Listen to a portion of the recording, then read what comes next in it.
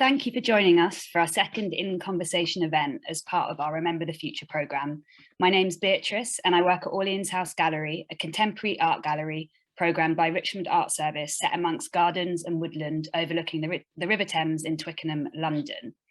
Remember the Future is a group exhibition and artist-led research project that interrogates our connection with our habitats and ecosystems, both global and local. The show shares work by artists Ackroyd and Harvey, Bryony Benge Abbott, Eloise Moody and Vicky Long, and Nesta Pestana, who is hosting tonight's conversation. Remember the Future is the first chapter in a 3-year programme titled Cultural Reforesting, which explores how we can renew our relationship with nature. We'll be in conversation with Nesta for the next 90 minutes, but before I introduce him, I'll run through a couple of housekeeping points. We'll be recording today's event. You shouldn't be able to turn your microphone on, but if for some reason you can, please don't. There will be the opportunity to submit questions by using the Q&A function, which is at the bottom of your screen. Just type the question you'd like to ask and submit it. We'll try to discuss any questions that arise, but depending on flow of the conversation, we might not get to all of them. And if you'd like your question directed at one particular speaker, please indicate this in the chat. So without further ado, I'd like to introduce Nesta. Nesta Pestana is a Venezuelan Portuguese educator, art director and digital designer who's also developing a new media arts and research practice. Nesta engages in collaborations with scientists and technologists to promote knowledge exchange, critical thinking and lifelong learning. Projects are research-based, focusing on the necessity for critical engagement with contemporary and emerging issues related to technology, ecology and politics. Nesta has exhibited internationally in places such as the Design Museum, Somerset House, D-Lab Tokyo Gallery, Seoul National University, Venice Biennale and Porto Planetarium. His work has been acquired by the Wellcome Trust and awarded by the Royal College of Art and UFAB Global Creative Awards. I'll now hand you over to Nesta to start the conversation. Hello, hello everyone. And thank you, Beatrice, for the introduction and overview of the program.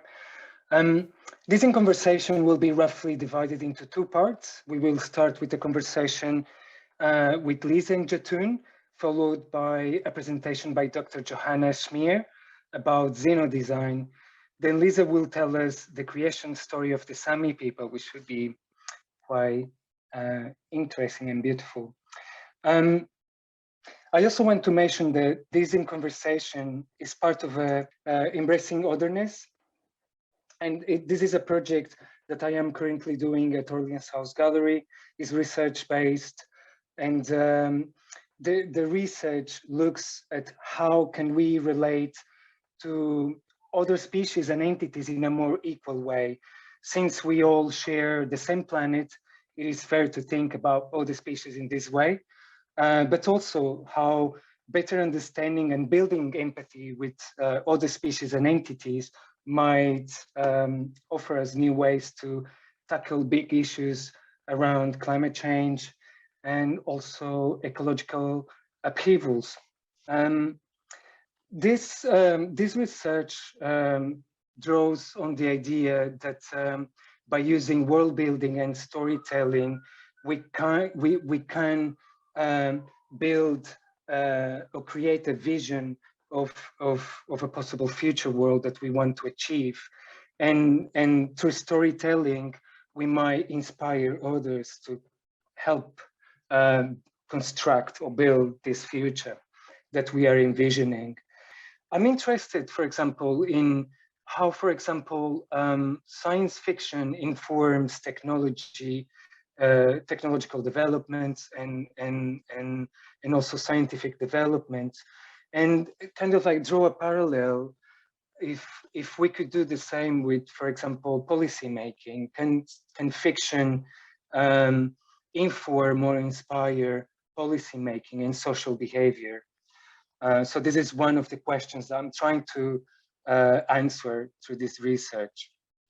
Also at Orleans House Gallery, I'm exhibiting 2 projects. So this idea of relating to how we might relate to other species comes back to when I was at the Royal College of Art doing my MA and created an interest in how we relate to, for example, bacteria, microorganisms, and how everything it's really interconnected. And it's a little bit how we can see now with COVID-19. We are more conscious about this connection. So I'm exhibiting 2 projects at Orleans House Gallery, and I'm going to talk very briefly about each of them. So the first one is called The Infumist, a post-apocalyptic breakfast. And what you can see here is a film still of the Infumist. The Infumist was inspired by a bacteria called Marinobacter hydrocarbonoclasticus, which is a bacteria that is able to produce nutrients, certain nutrients such as sugar, out of hydrocarbons, which is a pollutant in the air. And I just find interesting how we could start using, or how we could collaborate with these microorganisms in order to overcome some of the challenges that we face nowadays. So this is 2 pictures of the view of the exhibition at Orleans House Gallery, if you want to visit. The second project that I want to briefly speak about is called Plumial Space. And it was inspired by a research done by James Meadow.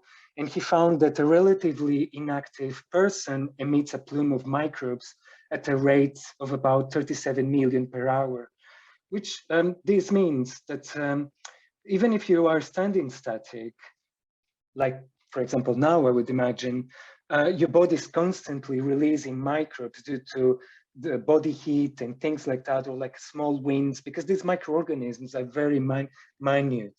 So I think this video shows a little bit how it's happening, even if you are just working on your desk.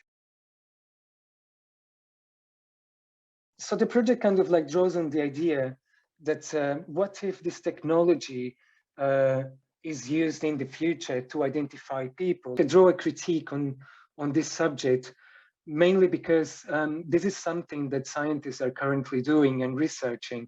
How can you identify people through the microbes that we leave behind? Because all of these microbes, they are very unique to each of us. So in what you can see here is a picture of Orleans House Gallery, of the installation that I have there.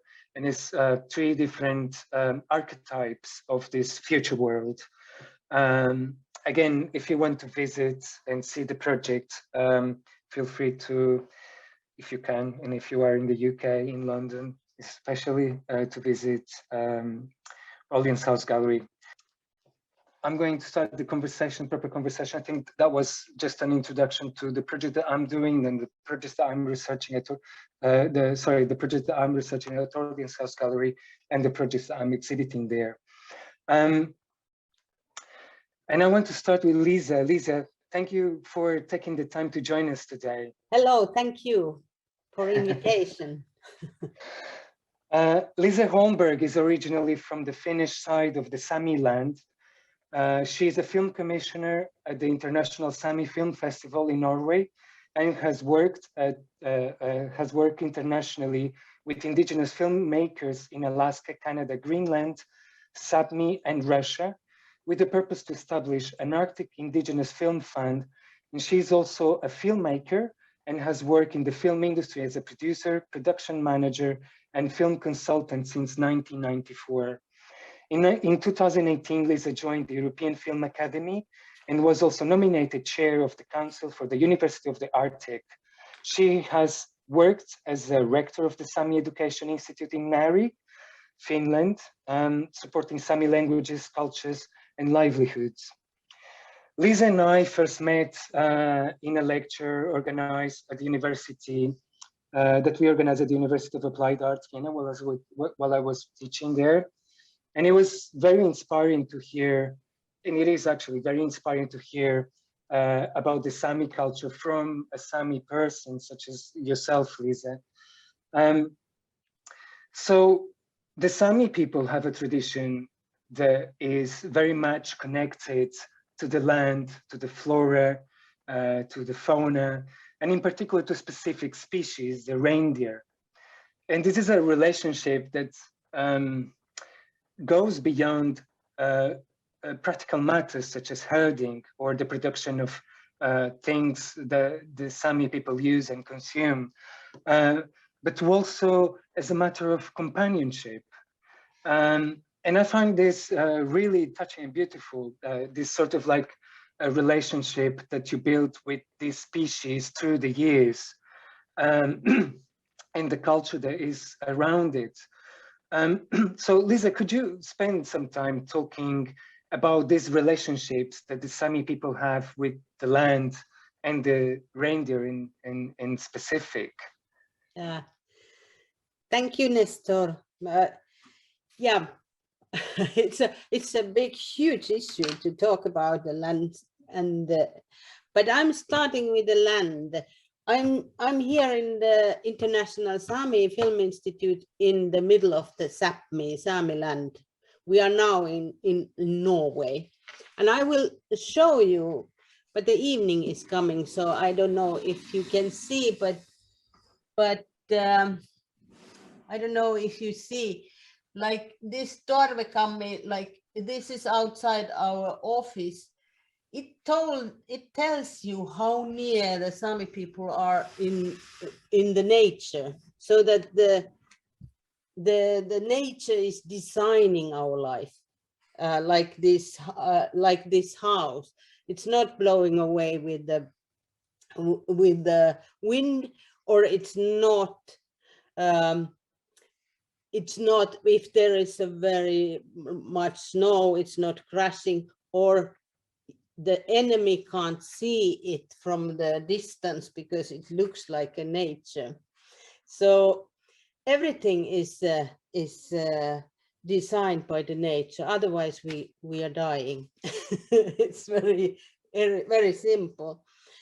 And the reindeer, yes, reindeer. We have been living. We are reindeer people. We have been living with the reindeer like many 10,000s of years, and you can see from the Alta stone carvings pictures of reindeer from 8,000 years ago.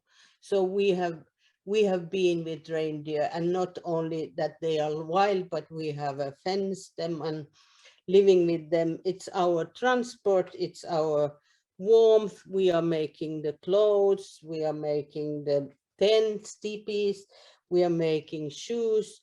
So, and then of course it's food. Unfortunately, we are eating them also. And then of course it's the security, it's companion. If you are without reindeer in this tundra, then you are very unsecure situation. So reindeer is, in one word, it's love to us Sami people. Thank you for your answer, for showing the land. Amazing. I love the sunset.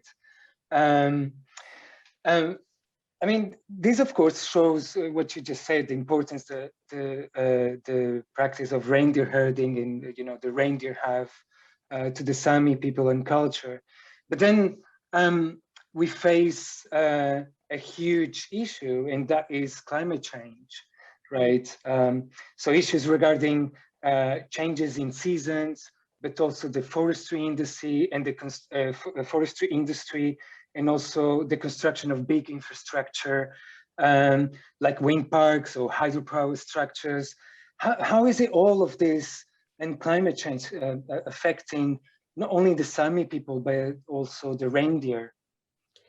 Yeah, it is affecting a lot, and you can see it everyday life. First, of course, reindeer and we Sami people, we need lots of land because we used to be nomad people, so we were walking with the reindeer like all the time.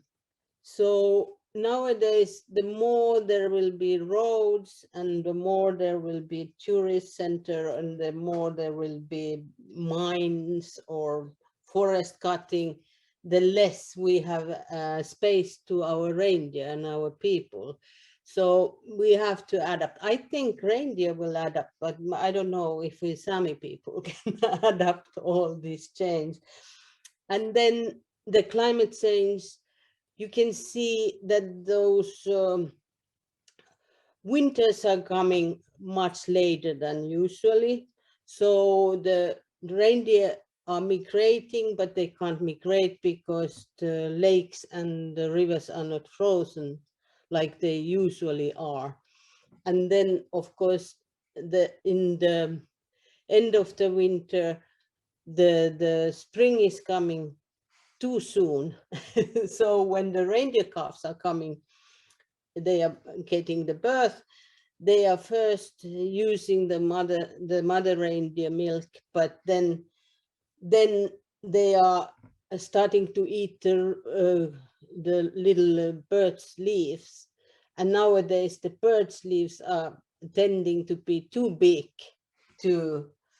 because the summers are coming earlier. So, but I'm sure that reindeer will adapt, because reindeer is this kind of animal. It's changing the whole system, you know, during the winter. In the summertime, it needs water and it's eating green. But in the winter, when there is only snow and ice, it doesn't need so much water, and it's not eating green stuff at all. So it has been perfect, and it is still a perfect to us Arctic people. So I'm interested to know, like, if in winter they don't eat green, what do they eat?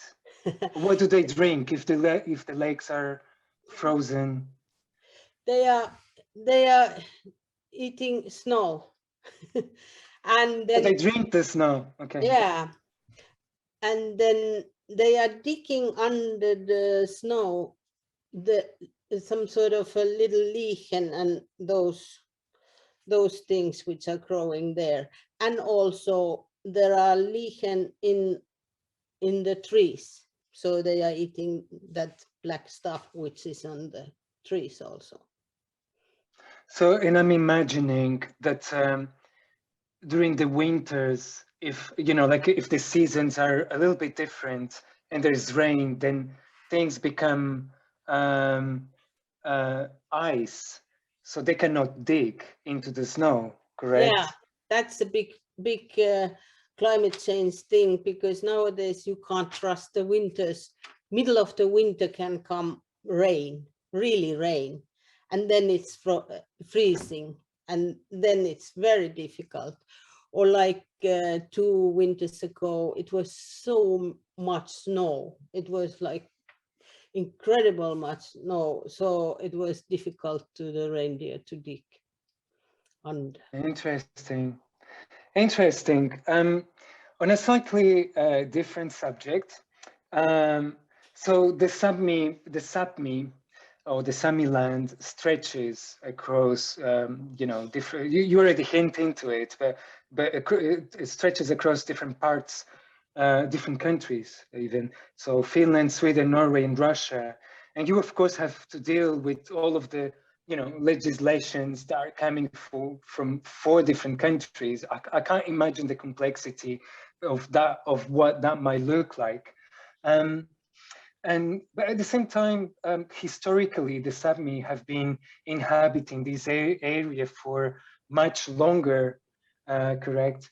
So I'm interested to know, what are the positives and negatives of being in this specific part of the world? And what is the biggest issue for the Sami people now? Well, the positive part is that we are part of the richest part of the world. Norway and Sweden and Finland and Russia. Of course, it's very good.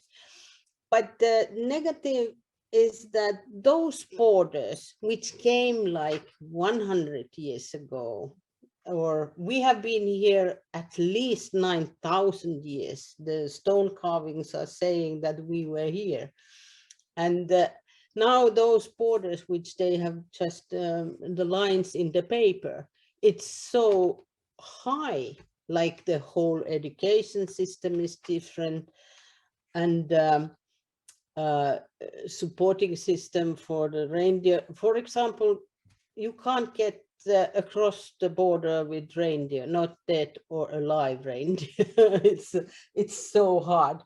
And the reindeer, like my grandfather's reindeer, they were migrating from Finland, so-called Finland, to so-called Norway in the summertime, and then back in the wintertime. So then they made the fence and they said, no way, you have to stay in so-called Finland or so-called Norway or Sweden. That's a big big issue. And also that if we could have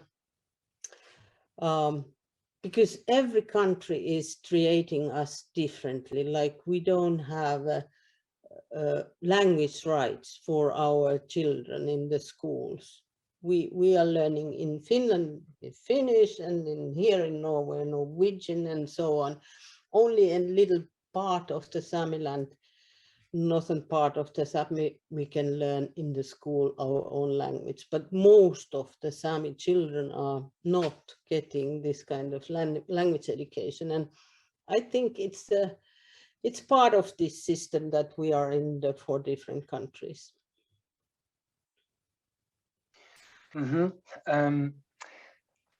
It's interesting because you've been a rector for 10 years.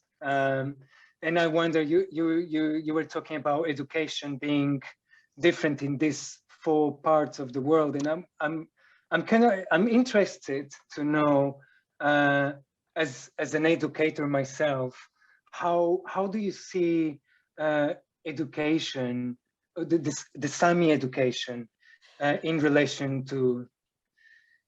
Yeah, I think there is a big misunderstanding the whole education system. I think the classroom education is just rubbish. It's not for the really educate the children to the life. And our, like the Sami education model has been like learning by doing and learning by listening the stories and repeating and repeating and repeating the stories. So and doing, so then you learn or not, and then you just live. But nowadays they are taking the children to the classroom inside, sitting whole day. I don't understand that, even though I was a rector 9 years. But it was a reindeer school and vocational school, so we took the students out to the nature. Yeah, I think there's a lot to learn about, storytelling and education. And I also know that you've been a voice for the Sami people through things such as storytelling. Yeah. And something that I find quite interesting is the way that you acknowledge the importance that storytelling has in building a future world. So for me, it would be interesting if you could talk a little bit about the importance of storytelling for the Sami people, and also the work that you are doing in reviving and disseminating Sami stories through film. Yes, the storytelling is an important part of the creating the future. The better story you are telling, the better future you have is the basic thing. But all the business people knows that nowadays. We have known it many years.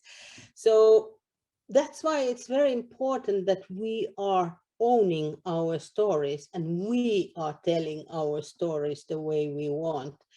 And that's a big dilemma, because lots of people nowadays want to tell a Sami story by film or TV series, and when we are saying no, don't do that, or if you are doing, don't do without us, like nothing about us without us. So they can't understand, but it's very simple. The way that we want to tell our stories is our future. And also there is another fact that that there are so many layers in the story. You have to have the deep understanding why something is happening, like the Disney, the Frozen 2. They wanted to come to the Samiland to know where this Elsa's power is coming from. You know, they created Elsa in Los Angeles, and they made Frozen 1, and then they were thinking that we have to go to the Samiland to find out where the Elsa's power, why Elsa has this power. And they came, and they were working with us, they were listening to us, and they noticed that there are also some things you should not tell. There are those things Sami people don't want to tell, but there are. So they found out why Elsa has that power, and it was a very good film, Frozen 2. It made $1.5 billion to the Disney animation. So obviously lots of people have seen that. I just find it fascinating, you know, the research, how that research might have looked like, going into the Sami land, talking with you, listening to you, in order to come up with something that is richer, because obviously otherwise they would lose a lot of nuances in the film. So it would probably become a less interesting film in a way, but also less true to what the film is about and what the Sami people is about. Okay, well, Lisa, thank you so much for such an insightful conversation and for sharing your thoughts. I believe Alex is going to share a few links, some of which I think you might find interesting. For example, there's a PDF about the guidelines. So there's a link actually to a PDF with the guidelines of how to use or how to, I don't know how to put it. Responsible way of working in the film with Sami people and Sami culture. Just read, it's very simple. It's so simple. And you can, and whatever is coming, you can talk to us, please. Yeah, there's also a few links about the Film Institute and also the Sami Council. So I think they're going to be useful for you and inspiring, I hope. Well, thank you so much once again, Lisa. And Lisa is going to share also a creation story from a creation story of the Sami people at the end of this talk. So I'll speak to you later. Thank you, Lisa. And now, Jatun, so lovely to have you joining us today. Yeah, it's a pleasure to be here. Thanks again for the kind invitation, Master. So Jatun Risba, pronounced Ki, is a transmedia artist, sower of kinship, and truth seeker exploring beyond human paradigms. Since 2015, Risba has been developing the pioneering somatic practice, Dance of Life, which seeks to reveal liminal expressions of the thinking body to create opportunities to reveal, share, humanize, and free oneself while acknowledging the divine comedy of life. I'm sorry, Jatun, for that. Transdisciplinary practitioner, Risba regularly collaborates with visual artists, makers, humanists, and scientists. He exhibited and performed in various venues, including Bangkok Biennale 2020, Fabbrica del Vapore Milan, Kerznikova Institute, and Skak Gallery in Ljubljana. He has also given lectures, workshops widely, and has published texts in various printed and online publications. Welcome, Jatun, and sorry about the mistakes. No worries. Ki have been building a practice based on the language of kinship, which is for me personally, I find it fascinating, particularly on how language informs or can inform culture, and how it is also a reflection of the social factors embedded within a culture. And through this language, Key have been focusing on an alternative for the English pronouns in order to acknowledge the non-human in a more egalitarian way, or in a more equal level to humans, which are inspired by the Potawatomi Native American people. It'd be great to hear now from you, Key, about how did Key come across this, and what the language of kinship specifically is. Yeah, thank you for this question. Well, the whole idea about developing this basically word-making shape, world-shifting paradigm in language, through language, was inspired by this Native American botanist and scientist and author, Robin Wall Kimmerer, who noticed that how the use of it in language distances humans from other forms of life, of other species, vegetal, either vegetal or animal, or or mineral or whatever, or the landscape. So she, inspired by the use of the Potawatomi language, indigenous language, she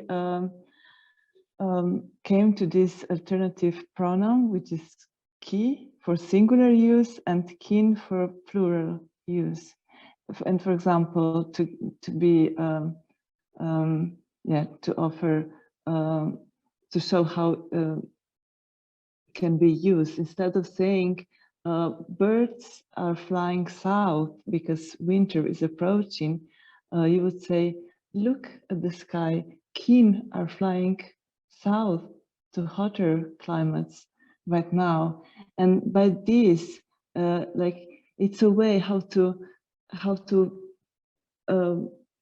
bring closer another species, and to create a more intimate, a more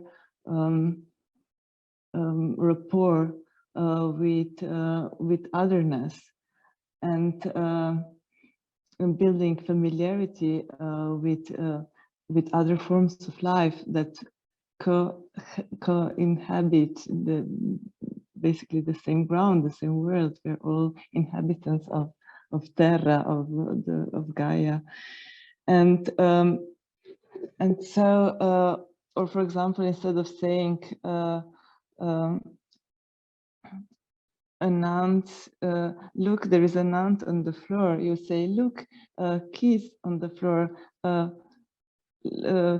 be careful where you put your toes. There is a key on the floor, there is an ant. So it's like, it's a way of using language in a more respectful way, in a way that stimulates us to expand our view and to acknowledge different species as also important, as also have a legal personhood, and that we need to acknowledge and respect for the benefit of all. Yeah, that's briefly. I could talk for ages on that, but yeah, I'm interested. The key pronoun, is it used by the Potawatomi to refer to things like not only human, but animal, plants, but also the wind, the more natural elements? Is it that the way that it is used? yeah, well, the pronoun key is an invention of Robin Wall Kimmerer, so it's not exactly like it's the ending of of a term that is used by Potawatomi people that says a being of the world, and it ends. It's a very long term and ends with ki. And then Robin took this ki, and because it's a more synthesized, a more practical way of addressing to of using it in a daily everyday language. So yeah, basically in the Potawatomi, Potawatomi people don't use this, don't consider animals or even the vegetal world or even the nature forces like rivers or wind or the landscapes or the landscape itself as an object, as a reified thing, but they consider them as being conscious, as being as possessing an awareness, and that serves, or that helps them to relate with the nature world in a much more deep and respectful way. And yeah, that was the inspiration that drew Robin to this idea of using the language to breathe life into the outer world, into the non-human, more than human world. I think it's a lovely story, and I think it's interesting to acknowledge that language can be biased, right? Not only in relation to us humans, but also to other species and entities. And it reminds me a little bit of the feminist data set by Caroline Sinders. And perhaps one step further in the development of an AI would be building a data set that removes bias in relation to not only gender, but also other species. I wonder how that would look like, how that data set would look like. But I am imagining that introducing ki as a pronoun to a society might be a little bit challenging. So what are key thoughts on this?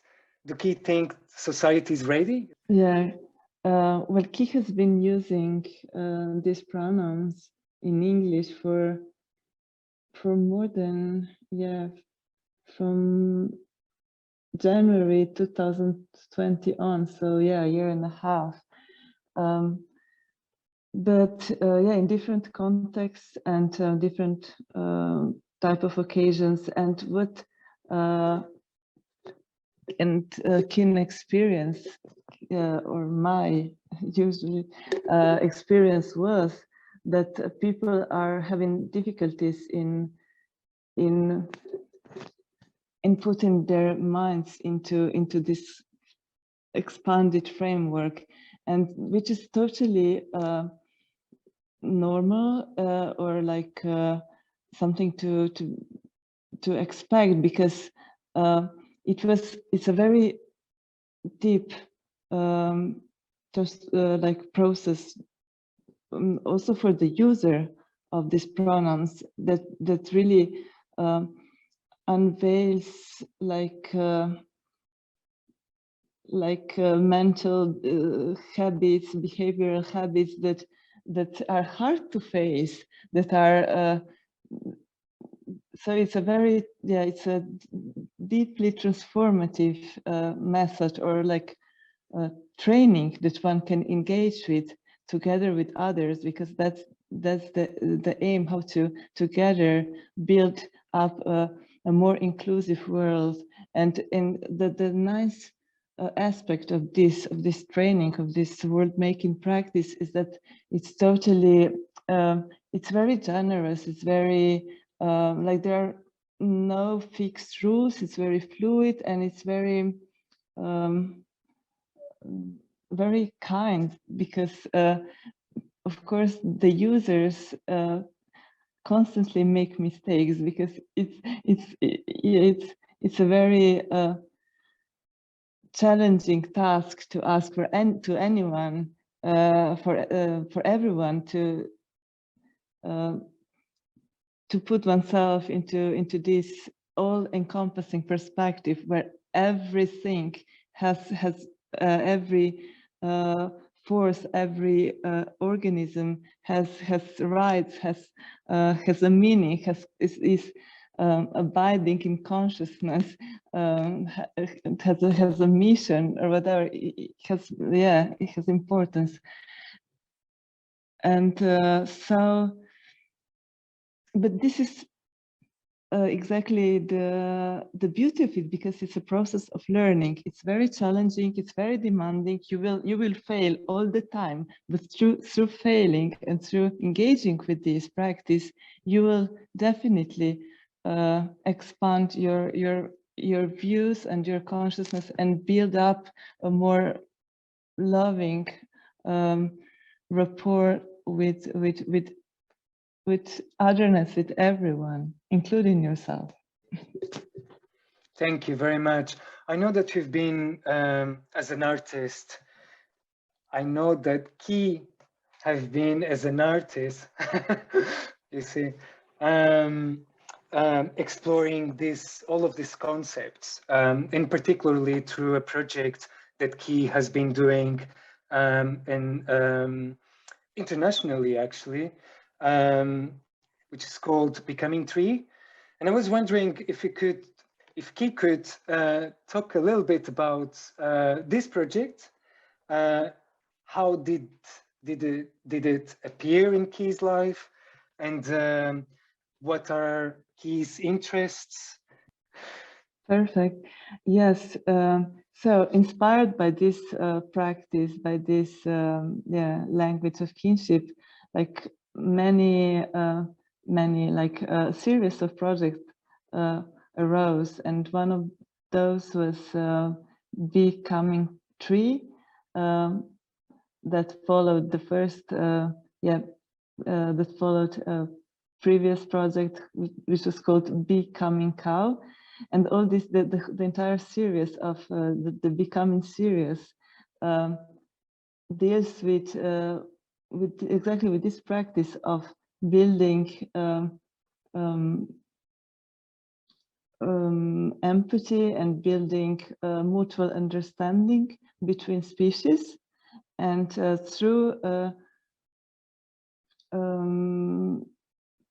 through proximity, through spending time together with this with the chosen other.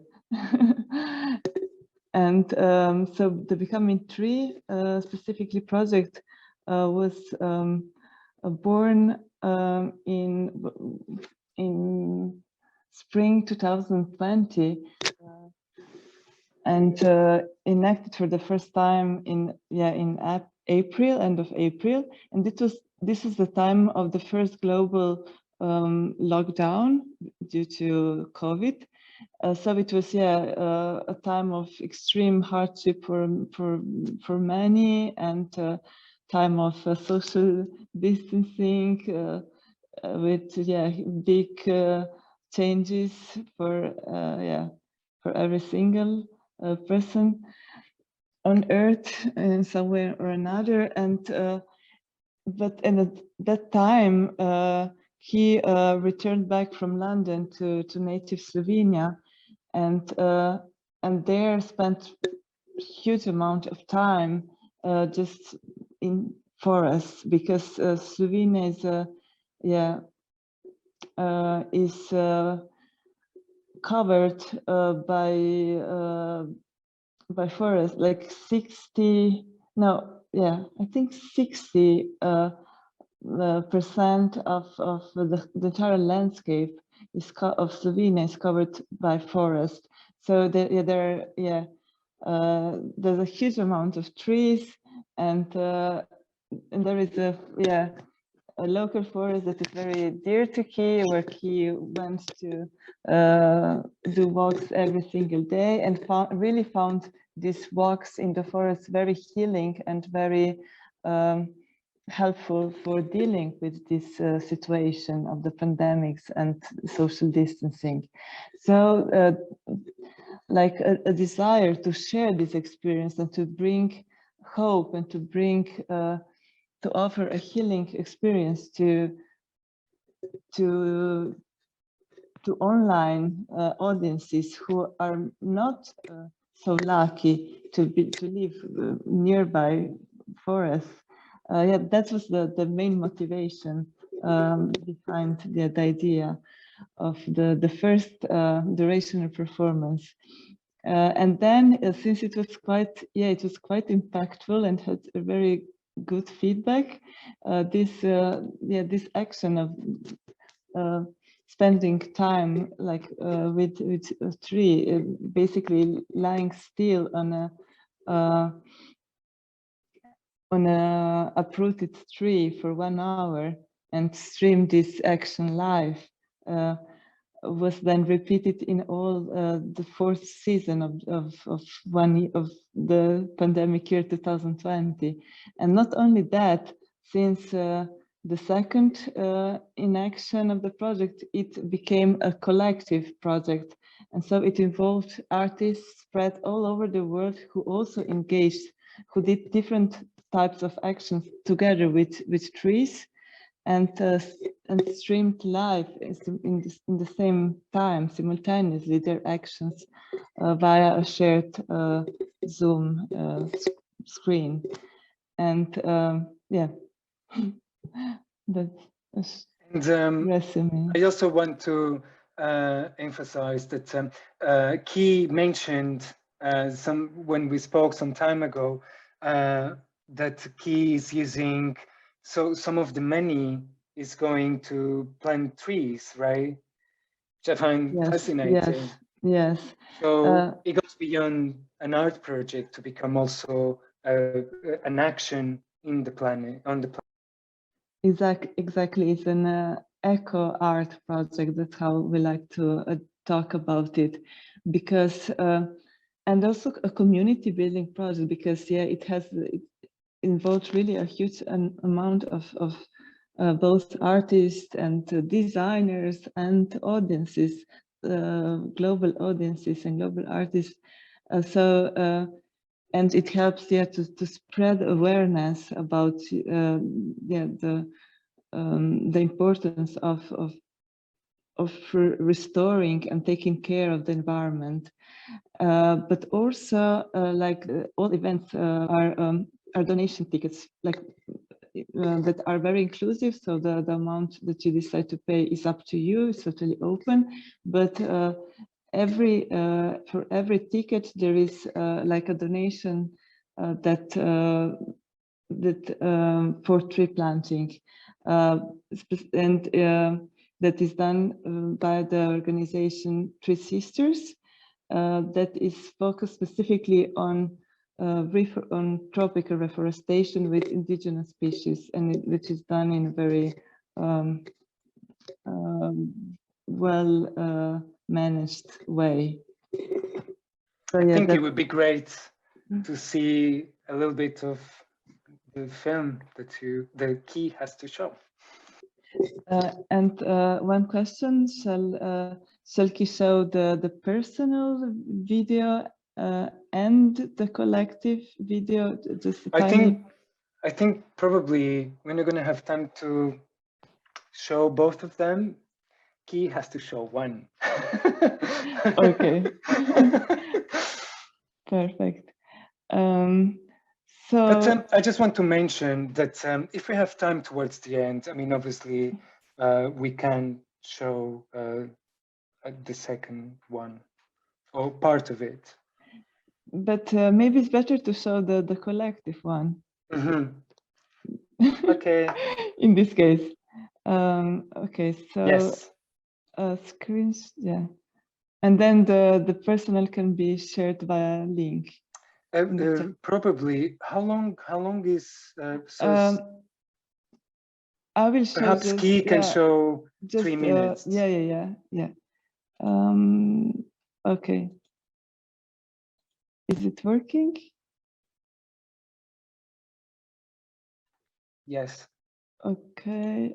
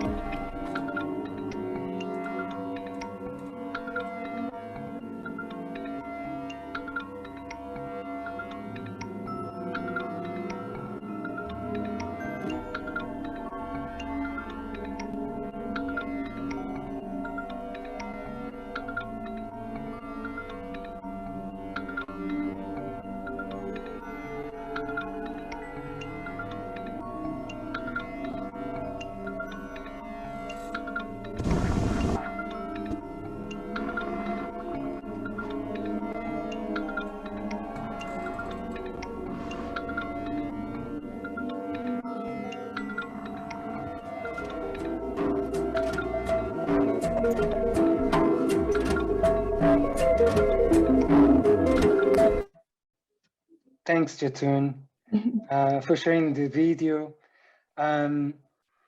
Alex is going to share a few links, some of which are from Becoming Tree, where you can book the event if you are interested.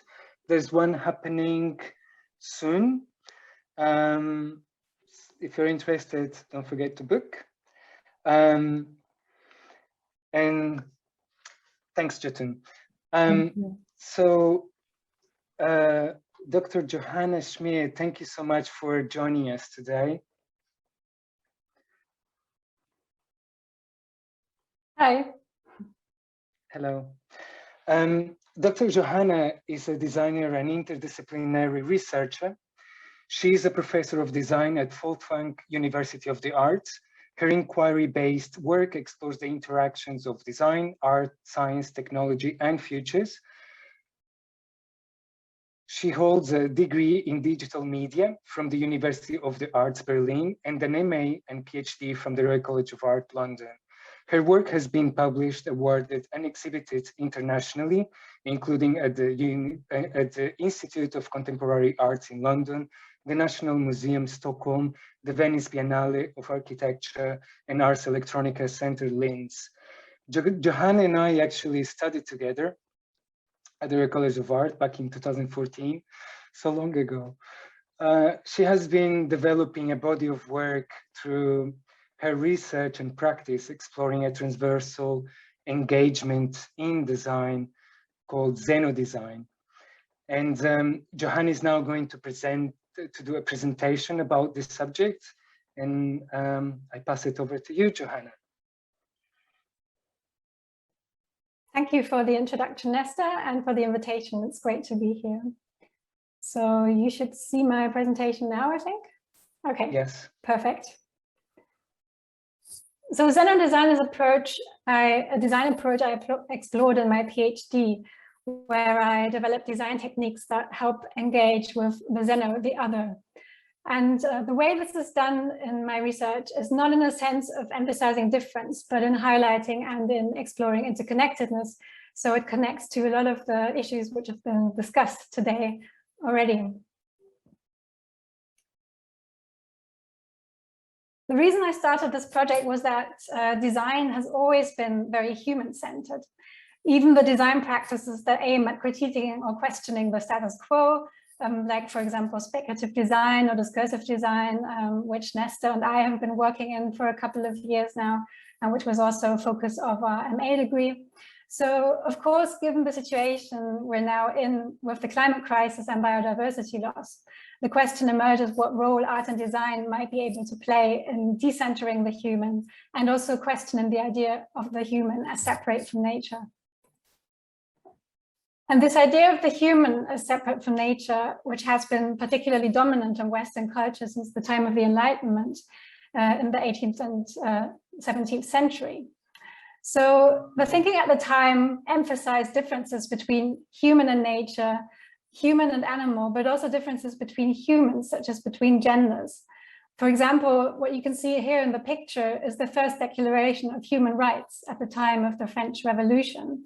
But it was actually not really including all humans because it was a declaration of the rights of man, and women were excluded, as were slaves, for example. So through all of this, historically, critiques of the human as separate from and above other entities have often come from those who were excluded from the category of the human, which is why these critiques can often be found in feminist and intersectional theory. So, of course, as a designer, the question is where to look to develop a design approach that engages with the other while emphasizing interconnectedness. And feminist philosophies of critical post-humanism are an interesting starting point, since these theories have been grappling with these issues for a while now. So this is an image of Donna Haraway in Ghost in the Shell. And Donna Haraway's work, for example, calls for an overcoming of dualisms in her Cyborg Manifesto, or as she calls it, crucial boundary breakdowns between human and animal, animal and machine, physical and non-physical, and moving beyond traditional gender roles. And the interesting thing here in Haraway's work is that technology is not only seen as something that separates us from other entities or separates us even more from other entities, but or that brings us further away from nature, but as a tool that can be used for creating stronger interconnections and thinking beyond categories. So this is also why technology plays a role in my work, which is looking at breaking down these boundaries between different categories and dualisms. So Xenodesign aims to blur perceived boundaries, especially those between human and non-human, between fiction and reality, or as in this image, between living and non-living. My project, which you can see here, Bioplastic Fantastic, speculates about 7 semi-living devices halfway between products and organisms. It's a fictional scenario, and what you can see is a type of kitchen here, in which the devices produce all nutrients humans need as an alternative type of food and eating. And the concept is based upon research by scientists in the Netherlands who are creating functional biological cells made from plastics. So the project aims to raise the question of what living means. If cells can have biological functions, even though they are artificially created from plastics.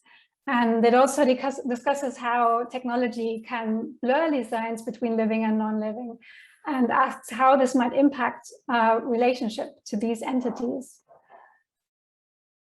Philosopher Rosi Braidotti, who is also a critical post-humanist and also a feminist theorist, describes the post-human condition, so our current era, as characterized by living in a time of both environmental crises and also the fourth industrial revolution. And the fourth industrial revolution means technologies are merging the physical, the digital, and the biological, and these technologies are impacting all disciplines and industries. Not just the industries where these technologies are really being applied, but also disciplines such as philosophy, design, and the sciences. And this is something that I explored in my project Autonomous Agriculture for the 25th Biennial of Design in Ljubljana. And you can see a picture here of the project, and it investigates how increased automation could lead to new economic and social systems in the countryside. And the idea is that these systems would be dominated by a symbiosis between ecosystems and digital technology. So once these robots are manufactured and placed in the countryside, these internet-connected planting and harvesting robots form part of an autonomous network of machines, and they are operated by an algorithm. In this case, they're collecting snails to sell to humans as a food delicacy. The larger narrative that was created around the project speculates about how these machines could work as an independent business with no human employees. So they would be planting and harvesting what is deemed profitable according to predictive algorithms. And the idea is that they could then eventually accumulate enough capital to buy and conserve the land that they're working on. So they're kind of an autonomous system that is operating without human control.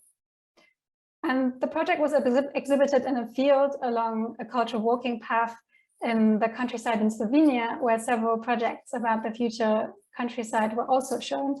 So the larger narrative became part of the walking tour that we regularly organize there, involving locals and tourists to have a discussion about possible futures for the countryside and different systems between ecology, humans, and economics.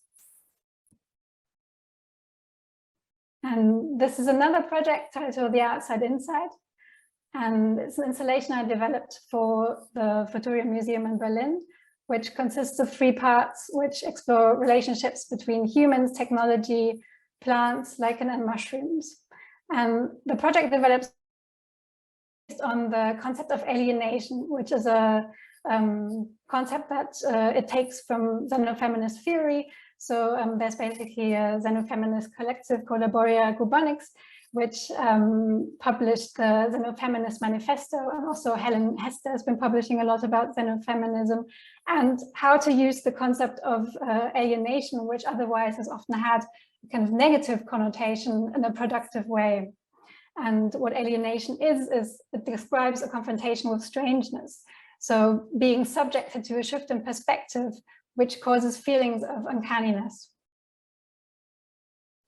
And the design process for this project included engaging with plants, lichen and mushrooms, measuring their electric signaling and phytochemical emissions, experimenting with different substrates and so on. And I also tried to develop design techniques to also shift my perspective as the designer of this project, to try to see these things from a slightly different perspective through mappings and the technique of perspective descriptions. Through this to gain different perspectives on the non-human entities that were involved in the research. So what you can see in the slide here, for example, the perspective descriptions related to the flower describe a flower as, for example, a flower is a structure of 4 concentric rings consisting of sepals, petals, stamens, and an ovary. Or a flower is a cultural tool used to signify appreciation, condolences, or kind of congratulations. Or a flower is the result of soil, the nutrients, water, and sunlight. Or a flower is often both male and female. Or a flower is a material from which dyes, spices, and fragrances are made. And one of the techniques of alienation the project developed is making accessible what is normally beyond human perception and experience. and allowing for shifts in perspective for the audience that then comes to see the installation. And in this part of the installation that you can see here, plants lichen mushrooms grow in simulated possible environmental conditions of the year 2100, based upon predictions by the UN. And this uses the fact that when environments change, this has an impact on the molecular composition of plants and their nutrients. So, for example, if you grow plants in elevated CO2 levels, such as those predicted in the coming years or that we already have today, this can lead to lower levels of protein in plants. Or if plants grow in salty soils, this can lead to higher levels of antioxidants and so on. Depends a bit on the type of plant, but these small changes can still be measured. And so, of course, if you take a plant as a human and eat it, this also has a minimal impact on your body through the changed biochemical composition that you're taking into your body. So since these plants were grown in the environmental conditions that might occur in the year 2100, the idea was to let the audience taste a possible future through these edible flowers that were grown in altered environmental conditions in the future impacts their bodies on a molecular scale, so highlighting our connection to nutrients, plants, soil, and air. And the design technique used here is about highlighting that the human is also always part inhuman. And in another part of the installation, the activities of the plants, lichen and mushrooms, are also measured by sensors and transformed into binaural frequencies, which can be listened to in the installation. And these specific sounds, binaural frequencies, are known to affect the human brain. So they've actually been classified as a kind of digital drug in some countries because they cause a relaxed meditative state in humans. So by listening, the humans can indirectly give plants control over part of their brain in this installation, because the plants are connected to the senses which create this specific binaural frequency and then impacts the brain of the human listening. So again, it's kind of challenging the power relations between human and non-human to create this alienating experience, which then perhaps lets us explore this interconnectedness and think about other entities differently. So since these projects were part of the PhD that I did, they also involved analyses and forming of theories based upon the results. In the total research, it has developed 7 techniques of xenodesign so far, which you can see in this diagram here, and which other designers might be able to apply to their own work. And 4 of the techniques are related to this specific blurring of boundaries between human and non-human, related to alienation, perspective descriptions and mappings, and switching power relations. That's it.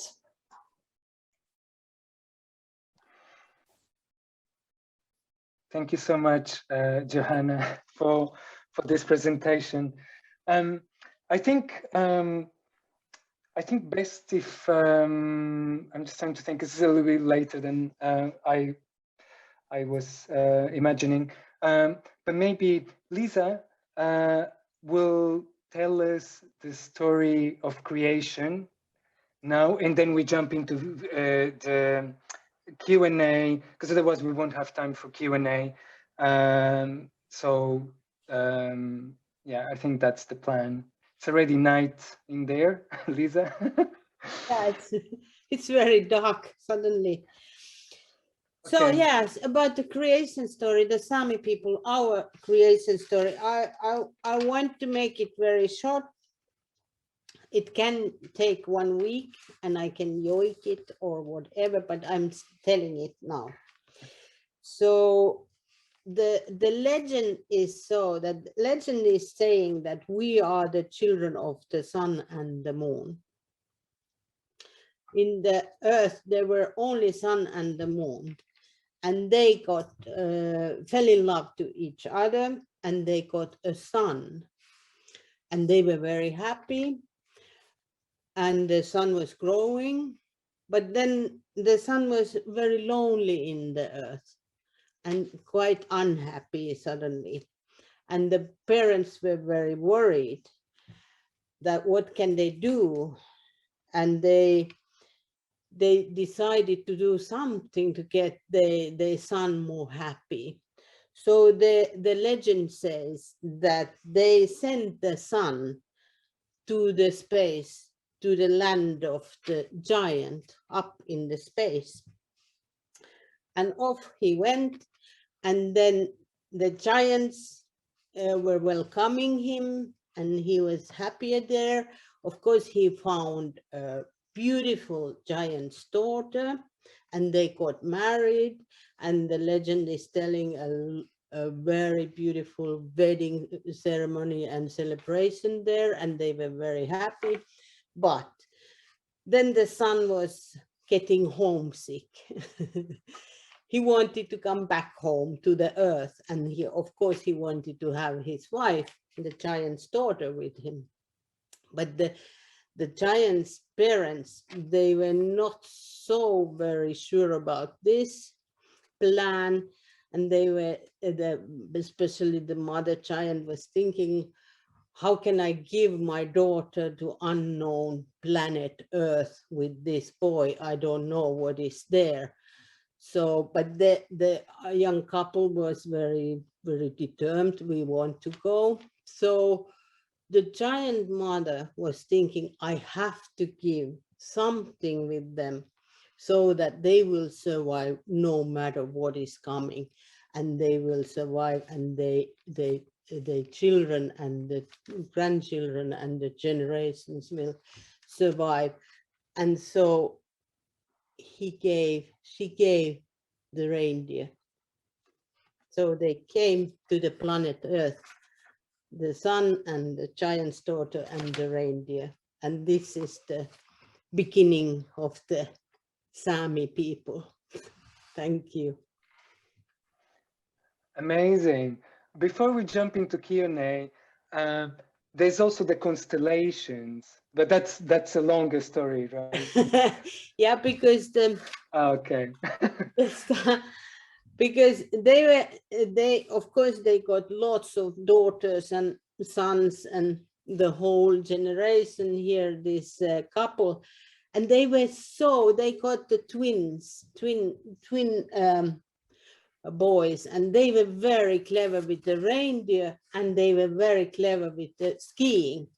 So the Sami people, when they died, the Sami people took them back to the space, and they are in those two stars in the Orion belt.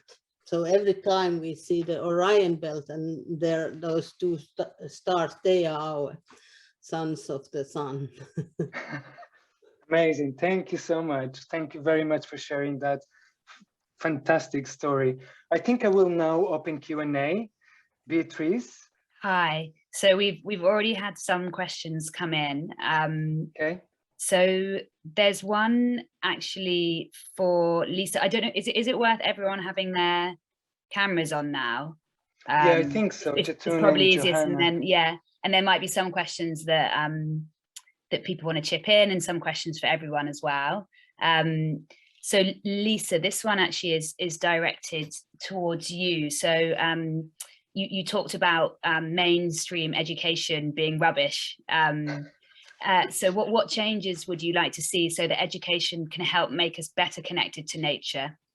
And it might be that some of the other panelists have views on that as well. You should take the students out from the inside like a room. You have to go out. Your brain is not working if the wind is not going to your nose. This is also one old Sami saying. But we did with our reindeer students, so that the normal before was that they were sitting inside in the classroom, and then they were camping with the reindeer. But we changed it totally. The normal for them was that they were in the forest with the reindeer and the camping in the school. And that's yeah, I think that the more like active learning and being more near the nature it's very important for the whole mankind. Does anyone else want to jump in? I mean, as an educator, I find this idea fascinating. I'm just thinking, I can't stop thinking about, like, for example, what it will be to learn mathematics, or like something like that is very theory based in nature. And I'm thinking about like things that, because you know, some things in the natural world and mathematics. So like if I think about mathematical equations and things like that.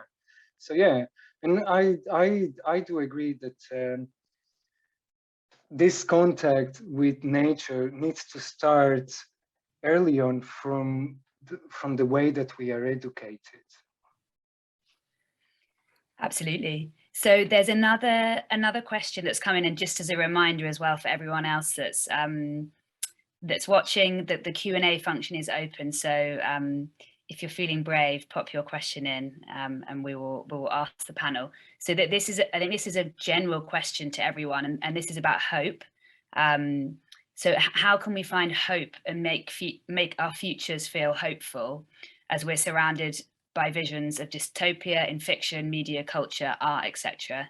And Nez, I know you mentioned briefly that your practice of looking at sci-fi and that kind of storytelling, and often lots of that is obviously dystopian. So yeah, thinking about hope. I think so there is actually utopia, dystopia, and there's something called heterotopia, which is something that exists in between, which is very interesting. I think utopia sometimes can be more dangerous than actually dystopias. I think in the sense that they might be single-minded, for example, and what is utopia for me might be dystopia for someone else. So there are huge complexities that I think are attached to what utopia is, in my view. Whereas this heterotopia, which is kind of like this space in between, it's much more interesting. I started exploring dystopia.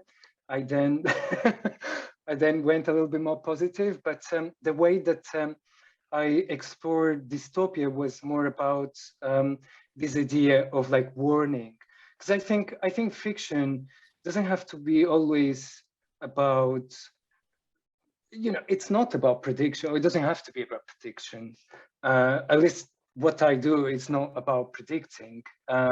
So it's more, I prefer to see it more as a way to comment or critique or something along these lines. But now, how can we build hope? I think one of the reasons why I find world building interesting and storytelling, as Lisa was talking about, is that especially if you do these things collaboratively, I think, like, for example, how can you include all the people while you do world building? Or how can you include other voices? Or how can you include other species? And also, how do you tell this? As Lisa was saying, how do you then create the vision that inspire people to create the world that you want? I think we can build this idea of hope in this way. Jatin. Yeah, I thought about hope, the best tool for, or the best practice for hope, as far as Key can see it is altruism. How to develop and really practice altruism in everyday life, and really put your mindset in direct your mindset in a way that other actions are done in such a way that bring benefit to as many people, as many creatures, as many inhabitants of the world as possible. And yet, that's it. And we've got actually someone else has just left a comment that's they've put is more an answer than a question, but talking about art projects in schools. relating to Fibonacci, the Fibonacci, I don't know what that is, sequence, but you might, in the structure of plants and the human form and golden section, etc. Our topics in schools as artists were always more about sustainability and nature. Oh, you're on mute, Nessa. Sorry, actually, when I was talking about mathematics and nature, I was talking about the golden ratio and the spiral, and because it's interesting. I mean, you know, like these things, they come from the environment, from, you know, physics and things that we learn, that we know and that we don't know as well, if you think about quantum physics. And yeah, I'm like trying to remember the name of the thing that's the same pattern that appears in trees and leaves that's also in your eye, that's only a pattern that's found in nature. I can't remember the name. So we've got 2 minutes left. Nez, I don't know if there was anything you wanted to put we've got so either there's something that you wanted to put to the panel as a final question, or there's two other questions that have come through. One is about using Xenodesign, is how you pronounce it, at this moment to counteract problems of climate change. So Johanna, that sounds like one for you. And actually it's a similar question from someone else for Johanna about what role technology plays in the otherness idea. So the role of Xenodesign is really about changing perspectives. So taking the view away from the human at the center and looking at other things when you're perhaps even in everyday life, but also as a designer designing. So it's really broadening the view and this perspective towards what something that you design might impact beyond the human. So that's having this kind of more ecological or full view of things. And the other question was, what was it about technology? So it was the role technology plays in the otherness idea. Yeah. So I guess, yeah. I think that technology, so the way I use it in my work is that it's one way of creating this engagement with otherness. And I think that one way is that you can change your perspective through technology by gaining a different view, because you have, for example, this power switching, which is kind of mediated through technology. But at the same time, of course, technology could also be seen as the other. I had a conversation with Nestor about this when we prepared for this, about AI and whether artificial intelligence could be seen as an other when it kind of mimics human activity and almost seems to have this kind of autonomy. And then also thinking about how to place that in this kind of web of interconnections between humans, non-humans, and technology. Brilliant, thank you. Nez, any final comments before I wrap up? Oh, you're on mute. I just want to say thank you to everyone that attended this event. I think let's be more altruistic, as Chetun was saying, and more positive about the vision of the future that we want to build.